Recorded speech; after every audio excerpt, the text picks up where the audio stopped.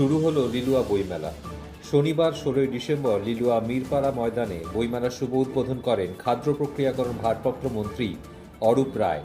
বিশেষ অতিথি হিসাবে উপস্থিত ছিলেন বেলুড় মঠের মহাবিদ্যানন্দ মহারাজ, বিশিষ্ট লেখক অভিক দত্ত, প্রাবন্ধিক অশোক কুমার হালদার, প্রাক্তন আন্তর্জাতিক ফুটবলার বলাই লাল দে, বালি গ্রন্থাগারের সভাপতি ও বিশিষ্ট আইনজীবী প্রবীর রায়চৌধুরী, ও হেনরি পুরস্কারপ্রাপ্ত লেখক অমর মিত্র।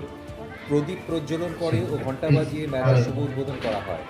মহারাজ ও মন্ত্রী অরূপ রায় তাদের বক্তব্যের মধ্যে দিয়ে বোঝান বই পড়া কতটা গুরুত্বপূর্ণ। বই খুব ভালো বন্ধু। তারা আরও বলেন, মানসিক অবসাদ থেকে বেরোনোর উপায় হলো বই। বই পড়া ছাড়া ভালো কিছু জানা সম্ভব নয়। ঘোড়ায় টানা এক বগির ট্রামের আদলে তৈরি স্টল বইমেলার অন্যতম আকর্ষণ। মেলা চলবে 24শে ডিসেম্বর পর্যন্ত। রিপোর্টে রূপা দত্ত।